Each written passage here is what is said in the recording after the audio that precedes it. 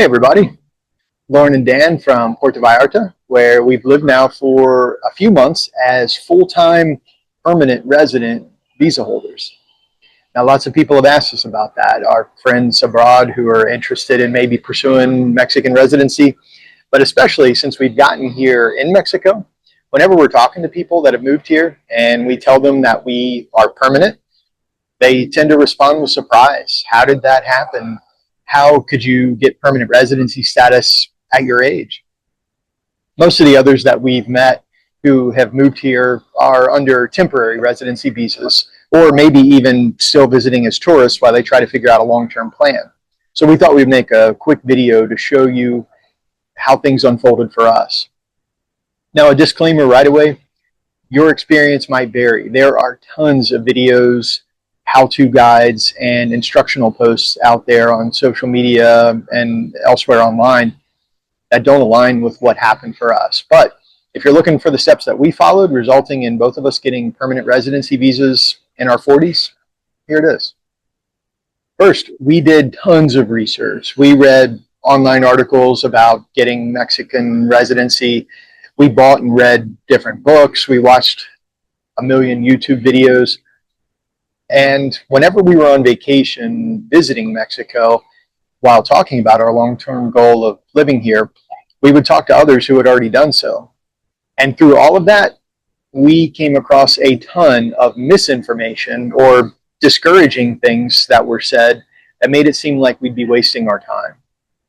I bring this up because there's a lot of that type of info out there.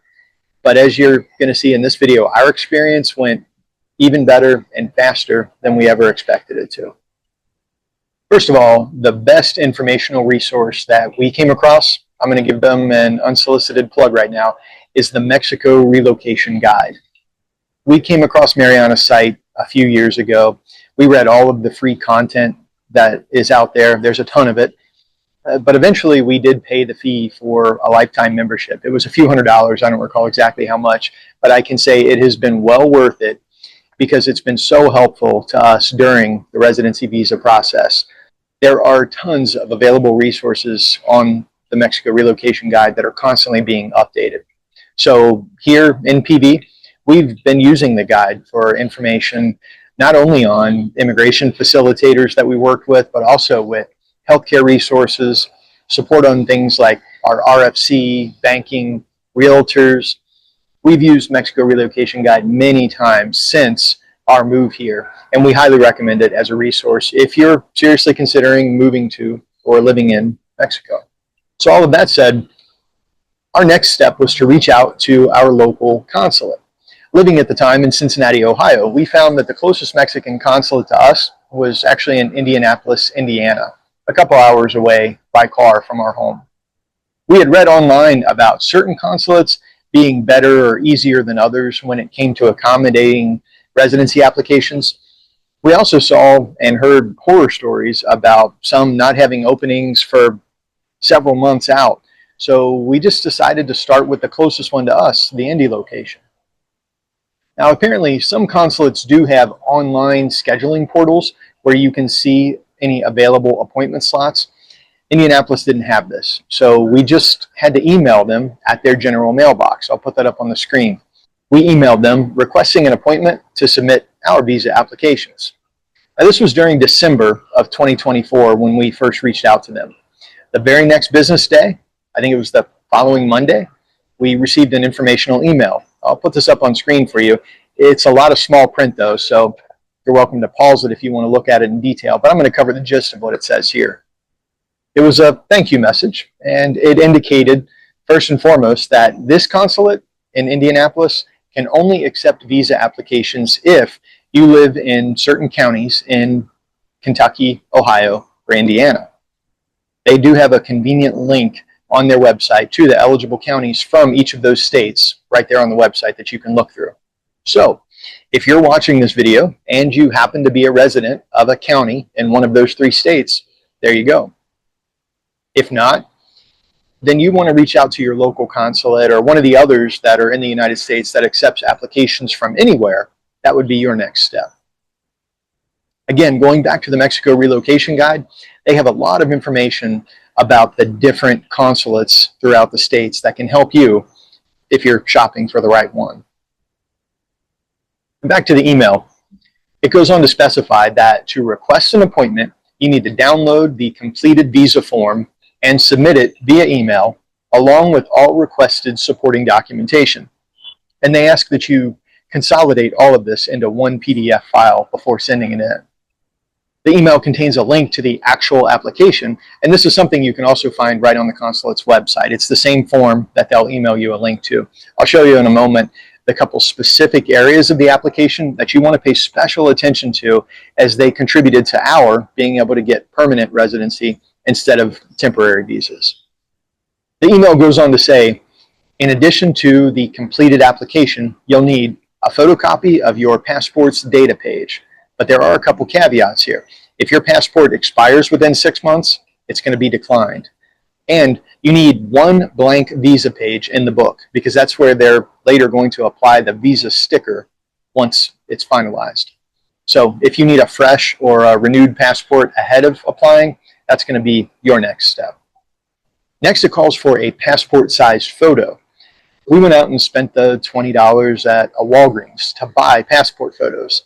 Turned out that was a waste of money, because we were just scanning them in electronically and sending them in PDF format. We could have really just taken a plain white background photo and emailed that in. They don't end up using this photo anyway, because the consulate is going to take a photo of you during the visa interview process. So you really can just print off a photo of yourself in the correct size, turn it in PDF fashion, and with the printed application copy that you're going to take with you to the consulate. That was one example of misinformation that we received, because someone online had said that the US passport photo sizes, like the one you get at Walgreens, are different dimensions than what Mexico's visa application calls for, and we were told it would be thrown out if the photo was too big. So we were stressing a little bit about that. Didn't happen. Finally comes what are probably the most important components, the economic solvency documents. Now, here's where you're going to have some options, depending on your personal situation. The financial solvency documents are how the Mexican government determines that you're eligible for either temporary or permanent residency by setting a threshold amount based on a multiplier of the then current Mexican minimum wage. This does change annually, and it may vary a little bit even in the same year, depending on which consulate you apply at. Each consulate has a stated determined threshold that they'll be looking for you to prove that you either meet or exceed when it comes to one of the following: A, your monthly income, or B, your savings accounts.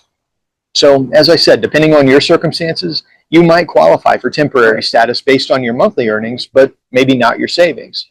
Or maybe your monthly earnings are a little too low, and you had a month or two over the last 6 months that didn't quite reach the earnings threshold needed. If that's the case, but you do have enough in, say, a retirement fund, like a 401k, to meet the savings requirements, and you've got 12 months of statements that qualify that, well, then you could submit those documents as your solvency evidence. This is where you're going to want to verify what the specific solvency requirements are for the consulate that you are applying at, and see what approach will be best for you. You're either going to need 6 months of income statements or 12 months of savings balance. Either of these will be your qualifying documentation. Now, Lauren and I were both employed full-time. We each had individual retirement savings accounts that had sufficient balances, so we had options on how to qualify. This was one area of concern that we had when researching the process. We had heard it said that the hardest part of the solvency qualifying process was validating of the financial documents. Some resources we came across said that banker signatures would be needed on each statement.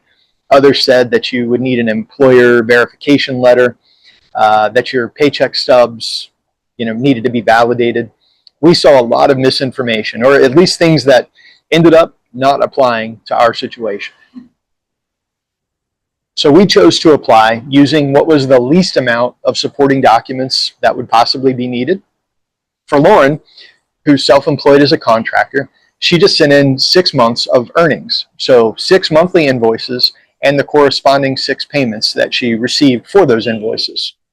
For myself, My employer used weekly payroll. So for 6 months, that would be 26 paycheck stubs that I'd need to submit. Now, instead of doing that, I pulled 12 months of retirement savings, just one page showing the month and the total balance, and that's what I submitted. So instead of 26 different paycheck stubs, 12 months of retirement savings. Our thinking was that we'd take the less paperwork route, and then we could always fall back on one of the other options if we needed to. But again, we were nervous about needing to get all this stuff signed and possibly notarized. That's not what actually happened. All of our statements were downloaded from the bank websites. Nothing needed to be signed or validated otherwise. So once we had gathered all of the documents for each of us, we consolidated them into our respective PDF files, completed the application form without signing it, as it states, and then we emailed it back to the consulate for review. Now, this is where things got interesting. We were applying for temporary residency. We were doing this because everything that we had read, everything we'd watched and been told online was that you can only apply for permanent residency if you're at or above the U.S. standard retirement age of 65 years old. There seemed to be no question on that. It was understood that temporary was our only option towards residency. We could renew it for a few years and then convert to permanent down the road once we'd run the full length of our temporary renewals out after 4 years. So here on our application, I'm going to show you a blank copy of that now. We selected here on the sidebar, temporary residence.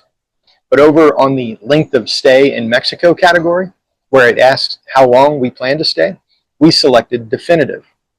And then finally, down under the last field where it asks, what is the purpose of your visit to Mexico? We entered in moving there permanently. So even though we had selected temporary residence on the side, we indicated that our plan was to stay there permanently. The very next day, we received an email from the consulate stating that a review had begun of our applications. However, there were 2 questions needing clarification.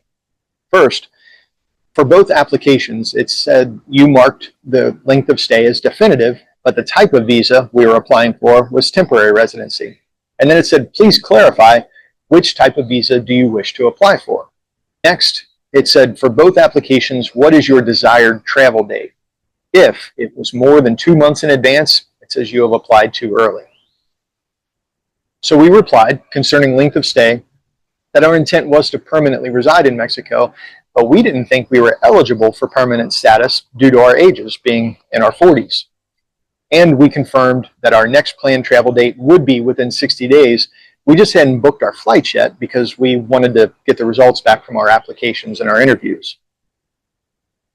The response came back again the very next day, and I'll read it verbatim here. It says, anyone can apply for permanent residency as long as they meet the economic solvency requirements, which both of you do. It simply says retiree because that is who often applies most. With all of that being said, and with the clarification of your desired travel dates and plans, I will just need one more thing from you both, and then we can schedule appointments for you. I will need new applications from the both of you. Please be sure to change the type of visa to permanent and select a travel date. And then notice it says, it is okay if the travel date is not exact. It just needs to be a rough idea. So that was it. We were ecstatic. We simply updated our application forms, checked the permanent instead of temporary option. We put in travel dates that were 60 days from then, as recommended, and resubmitted our applications. Just 2 days later, we were notified via email that our applications for permanent residency were reviewed, and we were now invited to come in for appointments to interview. And it said, if all goes well, to have our visas issued. We were offered interview time slots approximately 4 weeks away for 1 hour each, and they were back-to-back time slots that were offered. We responded accepting the proposed times, and that same day received confirmation from the consulate of our appointments. We were reminded to bring the originals of everything that we had submitted electronically, along with copies of all of those documents used to confirm our economic solvency. Now fast forward 1 month, and just 24 hours before our appointments, we received a courtesy email reminder of the appointment, confirmation of the cost, which was $54 per applicant, and a notice not to arrive more than 5 minutes early, as they would not be able to start the interview process until the appointed time. So our appointments were confirmed, and this was during the first week of February 2025. Even though, as I said, Indianapolis is only a couple hours from where we lived in Cincinnati, we decided to go ahead and drive up the night before, just so winter weather couldn't possibly make us risk missing our appointment times or needing to push it back for another month potentially. We stayed downtown so we could grab dinner and some of the famous shrimp cocktail at St. Elmo's Steakhouse. We love that horseradish sauce. And there, we were only a few minutes drive away from the consulate. The day of our appointment, we arrived early. Parking at the Indianapolis consulate is very, very tight, but there are tons of places for on-street parking on the several blocks surrounding the building. Nearing our appointment time, we walked up to the front entrance where a security guard inquired what we were there for, as well as he asked what time our appointments were scheduled at. Once we informed him we were there for visas, he directed us inside and over to the far counter, which is specifically for visa applications. Now, since we had applied individually and not as spouses requiring the other's economic solvency, we did have to interview separately. That said, the very nice consulate staff took all of our forms together, reviewed them, ensured everything was in order, and then they held on to our passports while asking for the $54 each payment. This generated a receipt that they needed in order to process the applications as having been paid for in full. A short time later, we were each called up to the counter to have our photos taken. So again, even though we submitted those passport size photos with our applications, they actually will use the local camera to take your photos. So no need to worry about the ones that you submitted being incorrectly sized, as some had stated online. After that, we waited approximately an hour for all of our paperwork to be entered. Soon enough, we were individually called to the counter by the consulate for our interviews. This consisted of just a few brief questions. Why do you want to live in Mexico? Are you planning to stay in Mexico permanently? Is it just you and your wife moving there? Do you understand that you cannot work for a Mexican employer on this visa, but you are allowed to do remote work? That was really it. It took just a few minutes each, and then we sat back down and waited for about another hour. Finally, we were called back to the counter where our passports had been stamped with our full-page permanent residency visas. They reminded us that when entering Mexico during our next trip, we should use the resident line at immigration, where our visas would be signed or initialed, and we'd then have 30 days to complete the canje process, or exchange our visa sticker for our permanent residency cards. Then they congratulated us, sent us on our way. So under 3 hours total time were spent at the consulate in Indianapolis for that step. So that was it. At the end of March, just under 2 months later, we flew back to Puerto Vallarta. We went through the residency line at immigration, and a couple days later had our appointments at I&M, where we spent about 2 hours and walked away with our permanent residency cards in hand. Now, we did use an immigration facilitator for this step. Again, they were sourced from the Mexico Relocation Guide. It's mostly paperwork and waiting for your name to be called. There's no further review of your financials or anything like that. They basically just validate who you are. That said, while we were there waiting, there were a dozen or so others there to do the same thing. And while talking with many of them, several of these had made mistakes on their paperwork previously, and so they were back for a second or even a third attempt at getting their residency cards. One couple we saw while we were there got turned away because there were some problems with their paperwork. So Lauren and I were very happy to have paid the couple $100 US for the facilitator that we used to assist us. She very clearly knew everybody that worked there in the I&M office. They were on a first name basis. They were joking and chatting with one another the entire time. So it was money well spent, in our opinion, to make sure that we walked away that time with our cards in hand. It was very easy, and we appreciated how friendly and supportive everyone was throughout the whole process. From the consulate staff in Indianapolis to the I&M team here in Puerto Vallarta, and especially the people that we worked with that we found through the Mexico Relocation Guide. We were nervous about something going wrong, but it all came together perfectly. And so in just a few months from having initially applied, we were all set, permanent residency visas in hand. So that's our experience. We now have permanent residency. We're living in Puerto Vallarta, Mexico full-time. If you're thinking about applying, you want to access the same research tools that we used, I'll put a link in the description below. Best wishes in your pursuit, and we hope to see you sometime here in Mexico. Hasta luego.